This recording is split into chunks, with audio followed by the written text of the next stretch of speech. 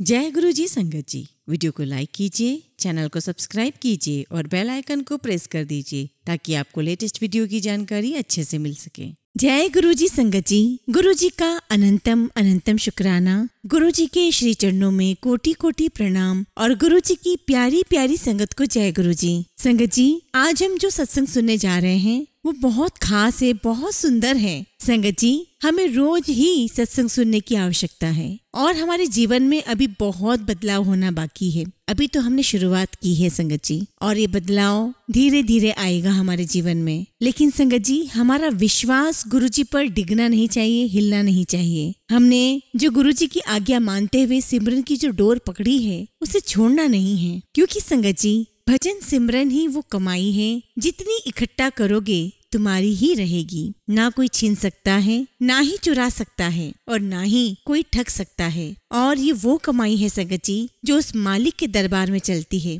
वहाँ ना झूठ चलता है, ना फरेब चलता है, वहाँ बस नाम की दौलत चलती है, गुरु नाम की दौलत चलती है। जितना हो सके उतना बटोर लो संगत जी, फिर ये मौका मिले ना मिले पता नहीं, हमें गुरुजी मिले ना मिले। और संगत जी, इस जन्म में हमें गुरुजी मिले हैं तो हमें उनका साथ बिल्कुल भी नहीं छोड़ना चाहिए, उनका दामन छोड़ना ही नहीं चाहिए। और गुरुजी महाराज ने जो सिमरन की डोर पकड़ाई है उसे कस के पकड़ना है। संगत जी, आज के सत्संग बहुत सुंदर है, बहुत खास है, बहुत अद्भुत जर्नी है। और आज हम 2 सत्संग सुनेंगे और दोनों ही गुरुजी की पुरानी संगत है। आपको इस जर्नी में बहुत बहुत अच्छा लगेगा, बहुत मजा आएगा, बहुत कुछ सीखने को मिलेगा। आप सभी से रिक्वेस्ट है कि सत्संग को अंत तक सुने, पूरा सुने। संगत जी, अगर आप भी अपना सत्संग शेयर करना चाहते हैं तो सुंदर लिखावट में हिंदी में ईमेल आईडी और व्हाट्सएप पर शेयर कर सकते हैं, और अगर आप चाहें तो ईमेल आईडी और व्हाट्सएप पे टाइप भी कर सकते हैं। तो चलिए संगत जी, सत्संग शुरू करते हैं। संगत जी, अभी हम सबसे पहले जिनका सत्संग सुनने जा रहे हैं वो गुरु जी की प्यारी और पुरानी संगत अमिता जाल्टा आंटी हैं। जय गुरु जी, शुक्राना गुरु जी, सारी संगत को जय गुरु जी। संगत जी, मैं अपना एक एक्सपीरियंस आप सभी के साथ शेयर करूंगी। संगत जी, काफी साल पहले मैं गुरु जी के दरबार में गई अपनी फ्रेंड समता जी के साथ, और गुरु जी के दरबार में हम दोनों हस्बैंड वाइफ गए। अब संगत जी, वो जो दिन था वो शिवरात्रि वाला दिन था। एंड ऑब्वियसली संगत जी, आप समझ ही सकते हैं कि शिवरात्रि वाले दिन बड़े मंदिर में बहुत बहुत रश था। इतना रश था कि वहाँ पर लंबी लंबी लाइनें लगी हुई थी। अब मैंने और मेरे हस्बैंड ने देखा लाइनें तो बहुत लंबी थी। हमने समता आंटी से कहा कि लाइनें तो बहुत लंबी है, हमारे तो दर्शन ही नहीं हो पाएंगे। और संगत जी, तब तक मैंने कभी गुरु जी के बारे में ज्यादा कुछ नहीं सुना था और ना ही कोई एक्सपीरियंस किया था। जो कुछ भी सुना था वो समता आंटी से सुना था। उस दिन इतना रश था संगत जी कि हम दोनों हस्बैंड वाइफ को लगा कि हम तो नहीं मिल पाएंगे गुरुजी से। तो मैंने अपनी फ्रेंड समता से कहा कि समता, हम तो जा रहे हैं, मुझे नहीं लगता कि आज हमारी मुलाकात गुरुजी से हो पाएगी, हम उनके दर्शन भी कर पाएंगे, हम फिर कभी नेक्स्ट टाइम गुरुजी के दर्शन कर लेंगे। और हम दोनों हस्बैंड वाइफ ने डिसाइड किया कि हम लंगर खाकर जाएंगे, और हम दोनों ने लंगर खाया। और संगत जी, वहाँ पर काली दाल बनी हुई थी जो बहुत बहुत स्वादिष्ट थी। और संगत जी, हम लंगर खाकर चले गए। ना हमने गुरुजी को देखा, ना उनके दर्शन हुए, ना गुरुजी ने हमें देखा। जब हम दोनों हस्बैंड वाइफ वहाँ से लंगर खाकर जब चले गए, उसके 1 साल के बाद उनके सुल्तानपुर स्टेट में जब मैं गई और मैं वहाँ जाकर के जब मिली तो समता ने गुरुजी से कहा, गुरुजी ये अमिता है। तो गुरुजी ने मुझसे कहा, कैसे हो? मैंने कहा, गुरुजी मैं ठीक हूँ। तो संगत जी, गुरुजी ने मुझे कहा, तो शिवरात्रि पर लंगर कैसा था? और जब संगत जी गुरुजी ने मुझे बात बोली कि शिवरात्रि पर लंगर कैसा था, मैं सुनकर चुप हो गई। And I was very shocked, क्योंकि मैं तो गुरुजी से मिली ही नहीं थी और मैं यही सोच रही थी कि गुरुजी को कैसे पता, और वो भी गुरुजी मुझे 1 साल के बाद बोल रहे हैं कि लंगर कैसा था। और मुझे कुछ समझ में नहीं आया और मैंने कहा कि गुरुजी लंगर बहुत बहुत अच्छा था, और फिर मैं चुप हो गई। तो संगत जी, इस प्रकार के एक्सपीरियंस रहे हैं मेरे गुरुजी के साथ, और मेरे दोनों बच्चों के ऊपर गुरुजी की बहुत कृपा रही है। मेरा बेटा दिल्ली में पढ़ा, आरकेपुरम जैसे स्कूल में पढ़ा। संगत जी, मेरे बेटे का इंजीनियरिंग में एडमिशन कई जगह पर हुआ था, बेंगलोर में, पूना में। लेकिन संगत जी, मेरे बच्चों पे गुरुजी का आशीर्वाद बहुत ज्यादा है। तो अल्टीमेटली संगत जी, मेरा बच्चा जो टॉपर रहा है, जो गुरुजी के ही शहर में इंजीनियरिंग करने गया, यानी कि जलंधर में गया। तो संगत जी, मुझे और भी अच्छा लगने लगा कि चलो गुरुजी के ही शहर में है मेरा बच्चा, वहीं से इंजीनियरिंग कर रहा रहा है और गुरुजी का आशीर्वाद मेरे बच्चे पर हमेशा बना रहेगा। और संगत जी, बड़े बड़े शहरों को छोड़कर वो जालंधर गया और वहां से इंजीनियरिंग करके जब लौट कर आया तो सबसे पहली जॉब उसी की लगी मल्टीनेशनल कंपनी में। सो संगत जी, आई मीन टू से कि मेरे बच्चों पर गुरुजी का बहुत बहुत आशीर्वाद है और मैं तो हमेशा गुरुजी का शुक्राना करती हूँ कि मेरे बच्चों पर गुरुजी का आशीर्वाद हमेशा बना रहे। एक बार संगत जी, मैं समता आंटी के घर गई तो उनके घर पर करीब 7-8 उनकी फ्रेंड्स आई हुई थी और संगत जी वो सब के सब मिलके गुरुजी की ही बातें कर रही थी। एक प्रकार से मैं कह सकती हूँ कि वो गुरुजी का ही सत्संग कर रही थी। और जैसे मैं उनके घर में पहुंची तो मैंने कहा कि मुझे बहुत तेजी से स्मेल आ रही है और ऐसा लग रहा कि कहीं तार जल रही है। तो समता ने कहा कि नहीं, ऐसा तो कुछ भी नहीं है। अब संगत जी, मैंने समता के घर के सारे प्लग्स देख लिए थे लेकिन कहीं भी कुछ जला ही नहीं था। और संगत जी, 5-10 मिनट के बाद ही मेरी बहुत बहुत क्लोज फ्रेंड है, मेरी सिस्टर की तरह ही है, उसका फोन मुझे आता है और वो कहती है कि मेरी गाड़ी के तारों में आग लग गई है, इंजन में आग लग गई है और कार में स्पार्किंग हो गई है और मैं बड़ी मुश्किल से बची हूँ। और संगत जी, ये बात सभी फ्रेंड्स ने सुनी और वो सभी शॉक्ड में थी कि कार वहाँ जल रही है और तुझे स्मेल कैसे आ गई। और संगत जी, ऐसे कई सारे एक्सपीरियंसेस मेरे साथ हुए हैं और ये बात गुरुजी की संगत ही समझ सकती है। कैसे गुरुजी हमें सिखाते हैं, एहसास कराते हैं, हमें बचाते हैं। और संगत जी, मुझे तो हमेशा ऐसा फील होता है कि गुरुजी का आशीर्वाद हमेशा मेरे साथ है। बल्कि मैं कहूँगी संगत जी कि गुरुजी सबके साथ रहते हैं, हमें बस उन्हें फील करना होता है। आपके चारों ओर, आपके घर के हर कोने में गुरुजी बैठे हैं, आपके साथ हैं। संगत जी, गुरुजी की बहुत बहुत ब्लेसिंग्स है मेरे जीवन में, मेरे परिवार पर, मेरे बच्चों पर। और मैं हर पल गुरुजी का साथ महसूस करती हूँ, प्रेजेंस फील करती हूँ। और आप सबसे भी यही रिक्वेस्ट है कि आप गुरुजी को ज्यादा से ज्यादा प्यार करें, उन्हें महसूस करें। बस अब मैं अपने सत्संग को यही विराम देती हूँ। जय गुरुजी, शुक्राना गुरुजी।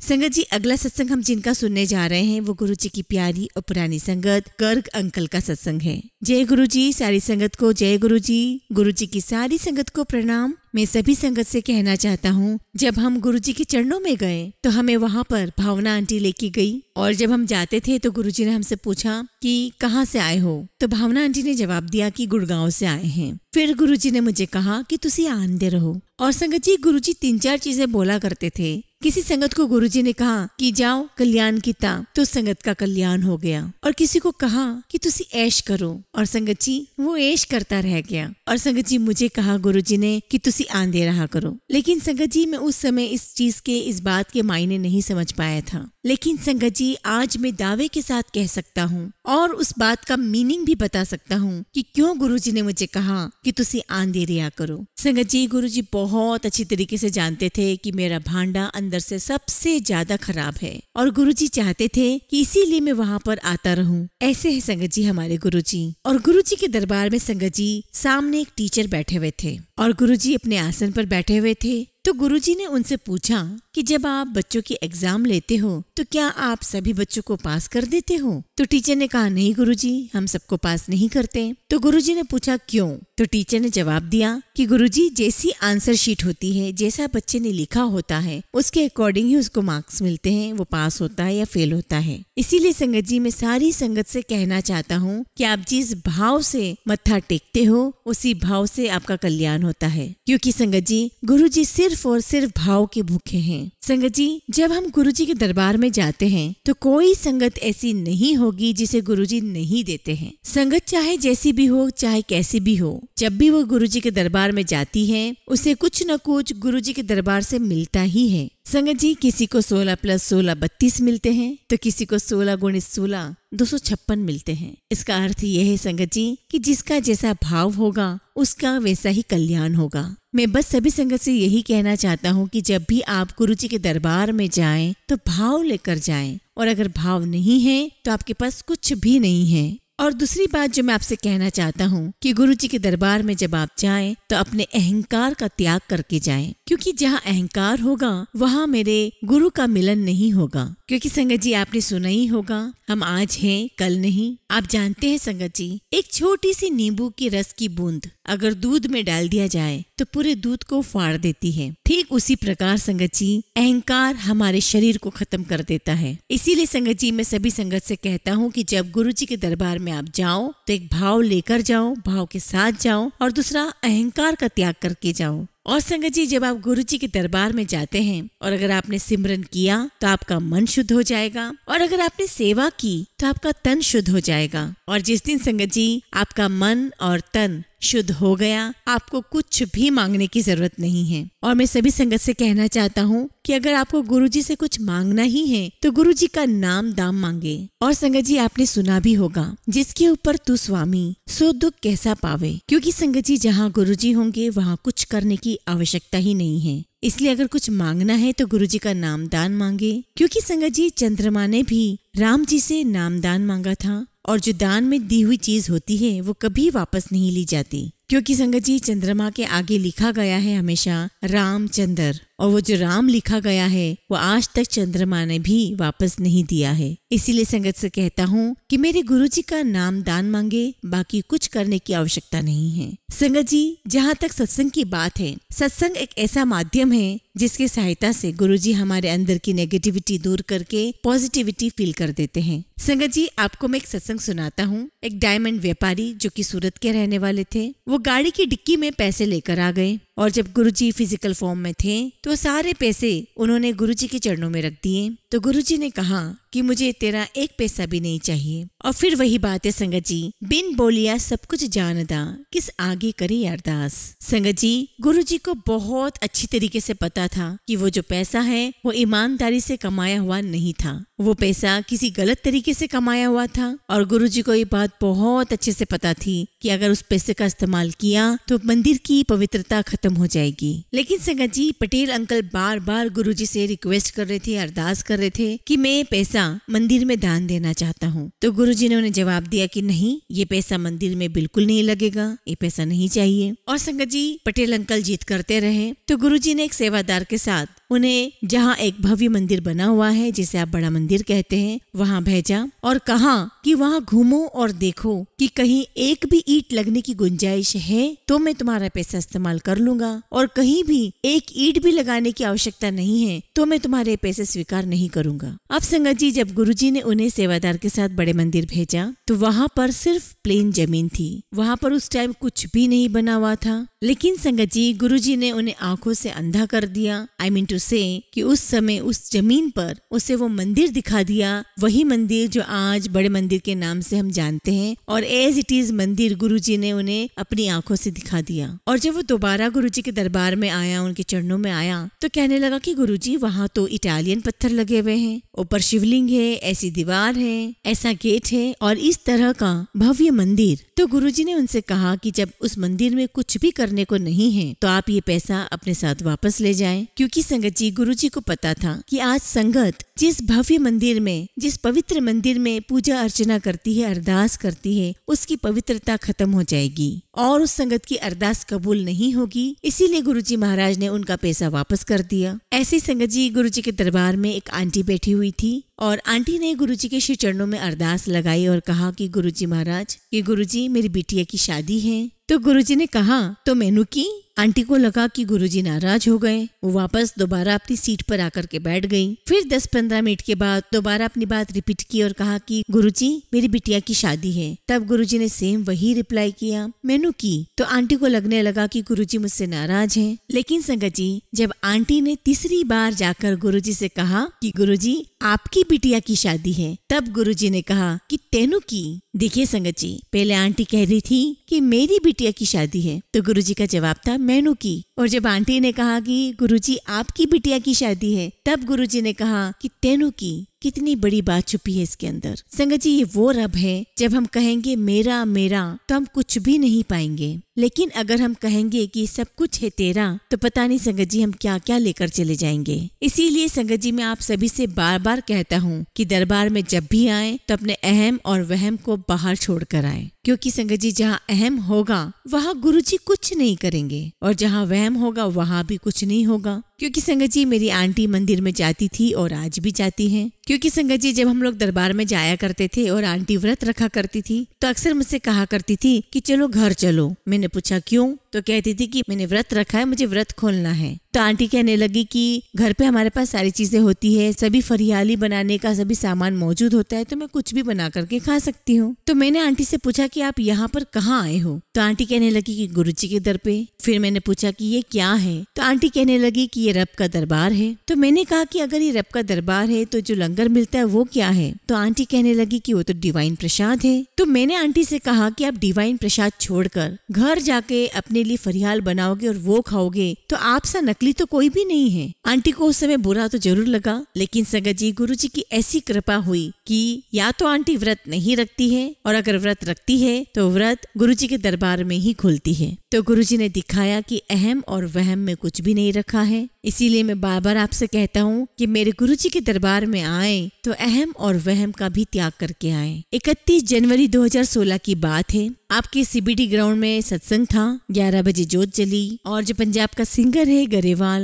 वो आए और संगत जी 11 बजे जोत जलने के साथ साथ टेलीफोन बजता है। वो जो सिंगर आए थे पंजाब से, उनके असिस्टेंट ने मुझे फोन किया कि अंकल कहाँ हैं आप, हम लोग बाहर खड़े हैं। तो मैंने उन्हें कहा कि आप बाहर ही रुको, मैं आता हूँ और फिर मेरे साथ साथ आप घर चलिएगा, फ्रेश हो जाइएगा। अब संगत जी मैं उन्हें लेकर घर आ गया और संगत जी उस दिन मैंने बिना नहाए गुरुजी की जोत जला दी और मैंने सोचा कि घर पर जा रहे हैं तो मैं भी फ्रेश होकर आ जाता हूँ। अब संगत जी घर आ गए, वो फ्रेश हो गए, मैं भी फ्रेश हो गया और हम दोबारा गाड़ी में बैठ गए चलने के लिए। और बाहर जाते ही देखा तो बूंदाबांदी शुरू हो गई और मैं वापस अंदर आया और ड्राइंग रूम में जहाँ गुरुजी का स्वरूप था मैंने मत्था टेका और गुरुजी से अरदास की। मैंने कहा गुरुजी, मैंने सुना है कि चंद्रमा से भी पूछा गया था कि तेरा मजहब क्या है। ईद भी तेरी तो करवा चौथ भी तेरा, इंद्र भी तेरा तो सूरज भी तेरा। ये बारिश हो रही है, मेरे बेटे का ब्याह नहीं है, अपनी संगत को जैसे मर्जी हो बैठा लेना, क्योंकि संगत भी तेरी, सत्संग भी तेरा, लंगर भी तेरा, जो कुछ भी है वो सब कुछ तेरा है। और बस संगत जी अरदास की और मैं गाड़ी में बैठ गया और संगत जी बस मैं अरदास करके बैठा ही था और मैं पंडाल तक पहुंच गया। गुरुजी महाराज ने मेरी अरदास कबूल की और पानी की एक बूंद तक को नहीं आने दिया, क्योंकि संगत जी हमारी डिक्शनरी में एक वर्ड है इम्पॉसिबल, उसे गुरुजी ने कन्वर्ट करके बताया आई एम पॉसिबल। संगत जी यदि दुनिया में कोई सुप्रीम पावर है,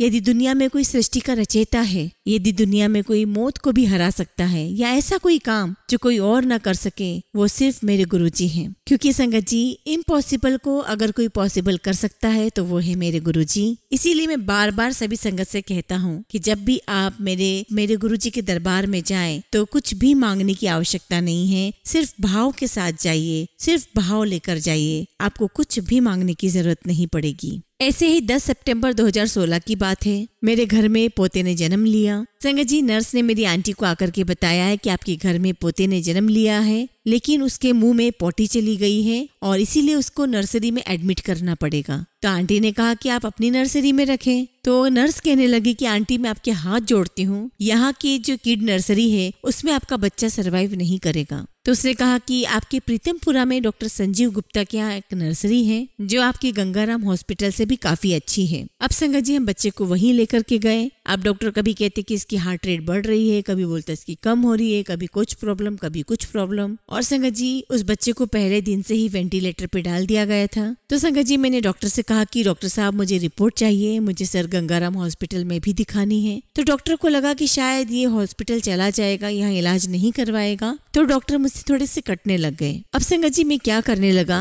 जब सुबह 10-11 बजे डॉक्टर राउंड पर आता था तो उसके पहले ही मैं बच्चे की पोजीशन जो वेंटिलेटर में रखा हुआ था वह देखकर आ जाया करता था, उसकी हार्ट रेट वगैरह सब कुछ देखकर मैं आ जाया करता था। और मैंने अपनी वाइफ से कहा कि डॉक्टर से आप ही मिला करो, मैं नहीं मिलूंगा। एक दिन संगत जी मैं बड़े मंदिर गया जहाँ पर शिवलिंग है, मैंने वहाँ सामने खड़े होकर के अरदास की।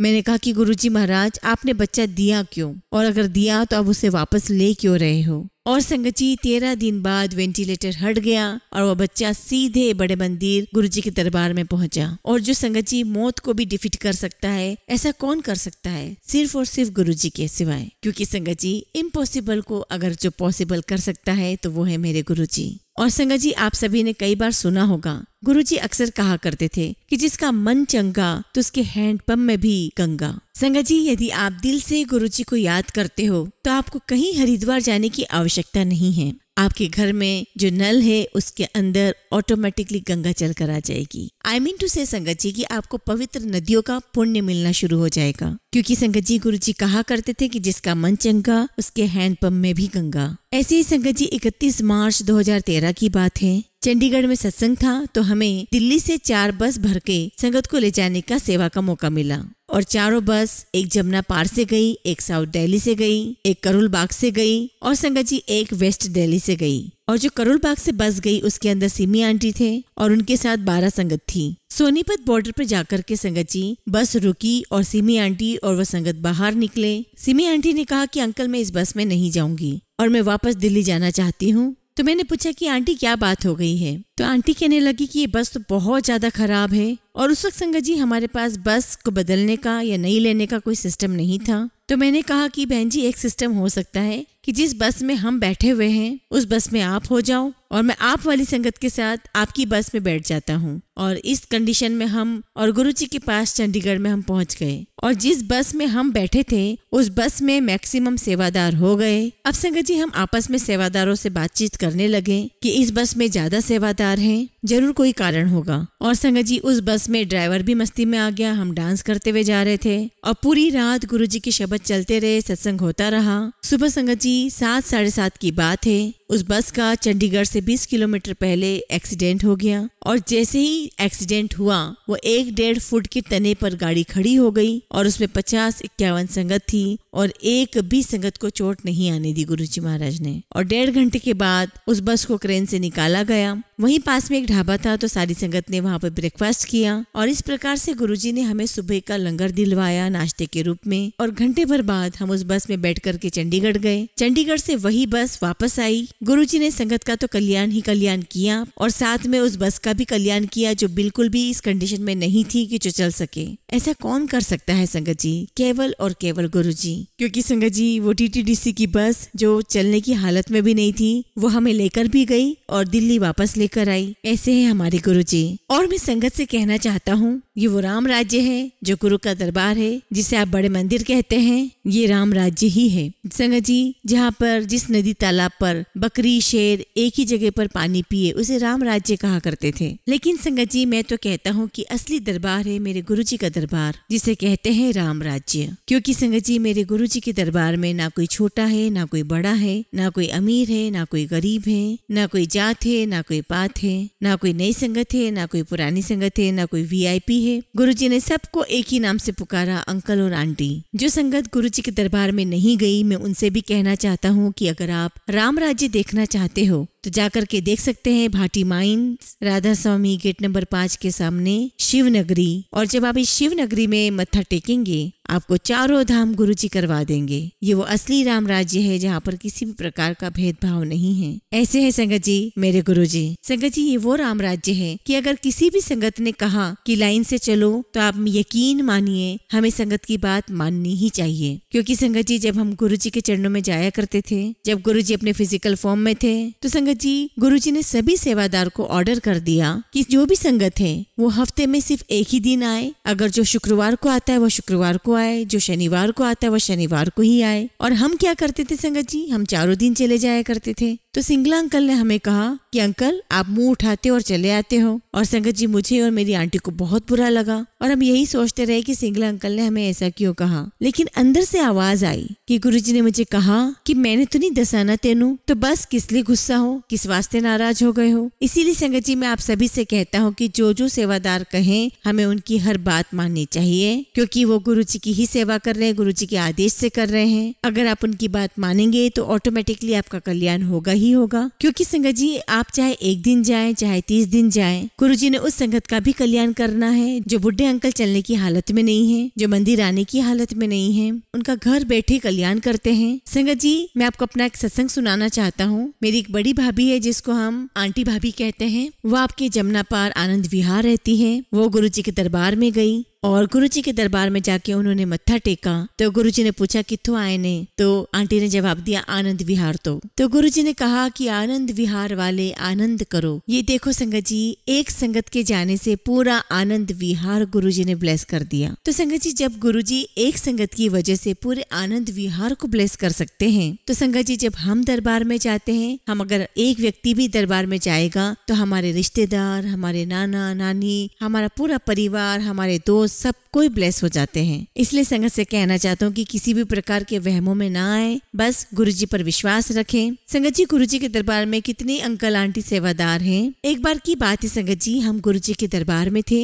और वहाँ एक आंटी भी थी। उन आंटी के हाथों से सब्जी प्रसाद में मिर्च ज्यादा डल गई। अब वो आंटी डरने लगी कि जब लंगर प्रसाद सर्व होगा और संगत जब लंगर प्रसाद चखेगी, खाएगी, जो मिर्ची उसमें डली है उसके बाद गुरुजी तक पहुँच जाएगी और गुरुजी बहुत नाराज होंगे। तो संगत जी, गुरुजी ने आंटी को देखा और वो सब समझ गए और गुरुजी ने सेवादार अंकल को कहा कि जा आंटी को बोल दे कि 5 करछी मिर्च और डाल दे। बिन बोलिया सब कुछ जानदा, किस आगे करे अरदास।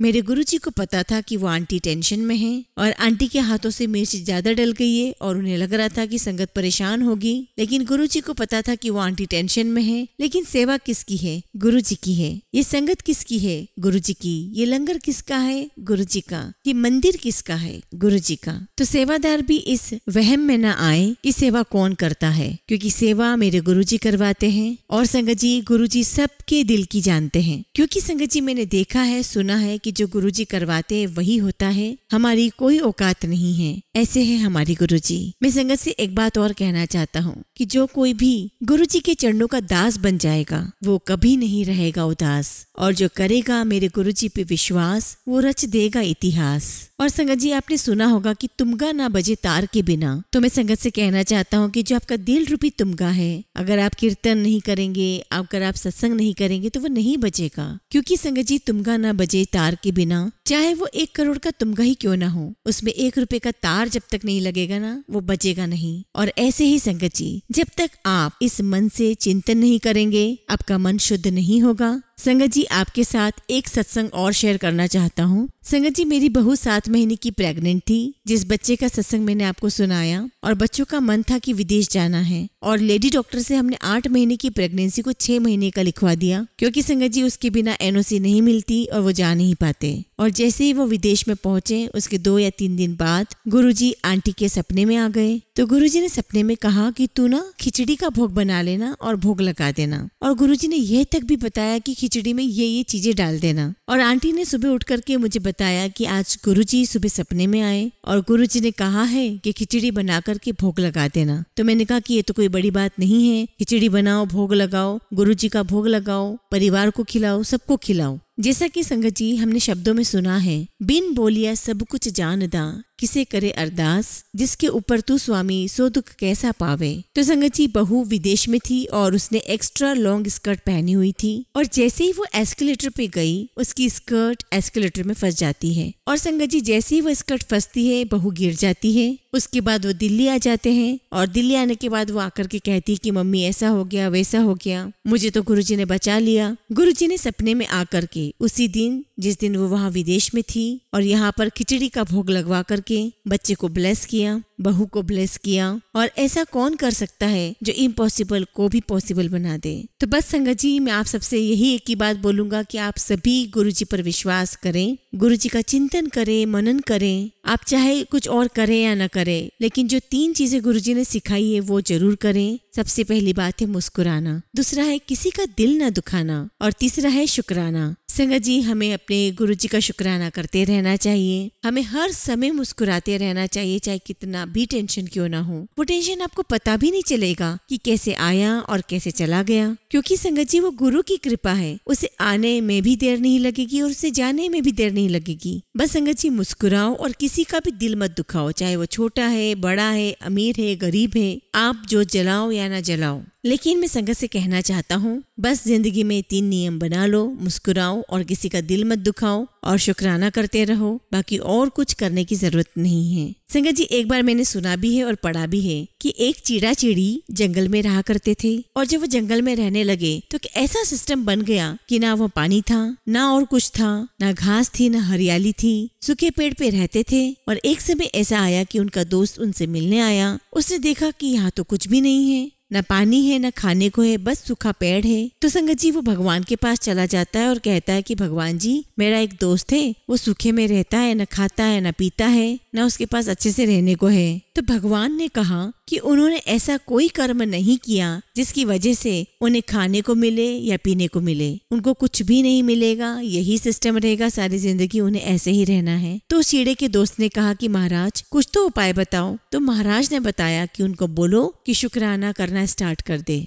अब वो अपने दोस्त के पास आता है और कहता है कि तेरी जिंदगी में कुछ भी नहीं है, तुझे बस निराशा भरी जिंदगी जीनी है। भगवान ने तेरे लिए कहा है कि तू शुक्राना स्टार्ट कर दे, शुक्राना करना शुरू कर दे, उसमें तेरा कुछ भी नहीं जाएगा। बस तुझे सुबह उठकर कहना है कि मालिक तेरा शुक्र है, तूने जैसी भी जिंदगी दी है मैं उसमें बहुत खुश हूँ, जिस हाल में तू रखे उसमें शुक्र है तेरा। अब संगत जी उस चिड़ा चिड़ी ने शुक्राना करना स्टार्ट कर दिया। समय बीतता चला गया। 6 साल, 7 साल, 8 साल के बाद वो दोस्त अपने दोस्त से फिर मिलने आता है। जाकर देखता है तो वहाँ पर हरियाली भी हो गई, वहाँ पानी नहीं था, वहाँ पानी भी हो गया, और वो जिस घोंसले में रहते थे वो घोंसला भी अच्छा बन गया। अब वो फिर भगवान के पास जाता है और कहता है कि मालिक, आप तो कहते थे कि इसके नसीब में कुछ है नहीं, ये जैसा है वैसे ही रहेगा, और आज तो हालत ये है कि जो उसे खाने को मिल रहा है वो खाने को तो हमें भी नहीं मिल रहा है। उसका तो घोंसला बढ़िया हो गया, जिस पेड़ पर वो रहता है वो पेड़ भी हरा भरा हो गया है। तो भगवान ने कहा कि उसने शुक्राना करना शुरू किया, जिसकी वजह से उसकी जिंदगी में खुशियां ही खुशियां आ गई। इसीलिए संगत जी मैं आप सभी से एक बात कहना चाहता हूँ,